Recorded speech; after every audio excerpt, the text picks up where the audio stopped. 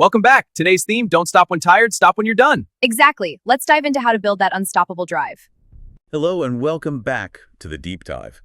Today we have a really special mission. We're looking at a conversation from the Mr. English channel all about staying motivated. Yeah, and since we know many of you listening right now are learning English, we're going to keep this discussion clear. We'll speak at a good pace and use simple vocabulary. Right, no big confusing words today.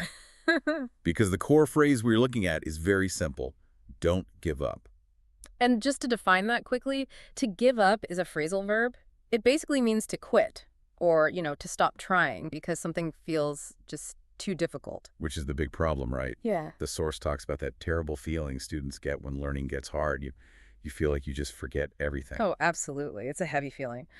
But I love how the source handles this. One of their hosts, Leo, tells a story that isn't even about English. Oh yeah, the baking story. Exactly. He was trying to bake this fancy chocolate lava cake. Which sounds amazing, but it was a total disaster, wasn't it? A huge disaster. He made one giant mistake. He completely forgot to add the sugar. Oh no, he actually said it tasted like bread with no salt. Right. Just awful. And the kitchen is a mess. The cake is ruined.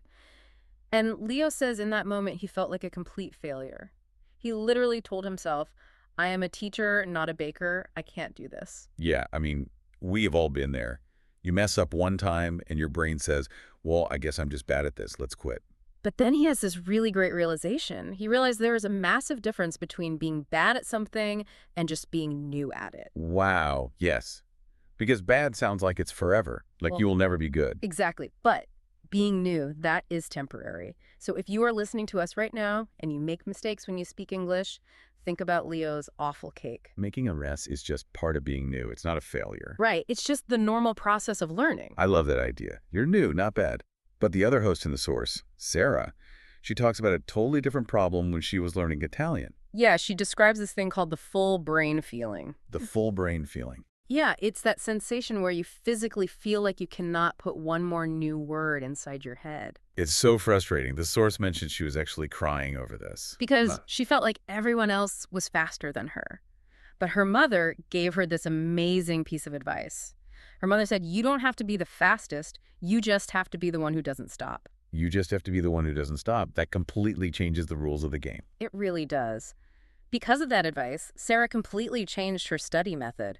She stopped trying to learn 50 new words every single day. Which is way too many anyway. Exactly, and she dropped it down to just 3 words a day. Wait, only 3 words?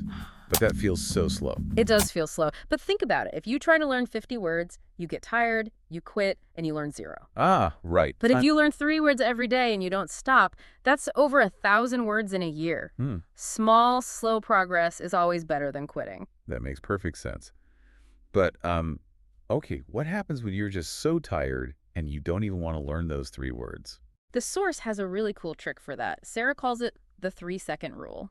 The 3-second rule, how does that work? So when your brain starts making excuses like saying, I'm too tired or I will study tomorrow, you have to stop your brain from arguing. Okay. You just count out loud, 1, 2, 3, and you immediately open your book. You act before your brain can stop you. Just count and move. I like that. And once you start, the source gives us one last rule for staying motivated, right? The yesterday rule. Yes. The yesterday rule means you stop comparing yourself to other people. Don't look at native speakers or movie stars. Right. Only look at yourself. You just compare yourself to the person you were yesterday. Exactly. If you know just one more English word today than you did yesterday, you are winning. That is a much healthier way to study. Yeah. So, to summarize our mission today for everyone listening, remember, you are new, not bad. Speed does not matter. Just don't stop. And use that 3-second rule to force yourself to start.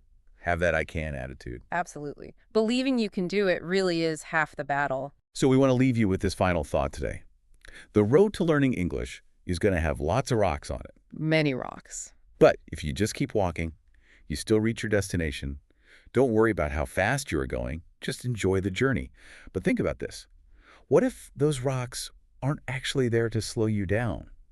What if stepping over those rocks is the only thing that actually builds the mental muscles you need to speak fluently? That's a great point. Without the struggle, you wouldn't get stronger. Exactly.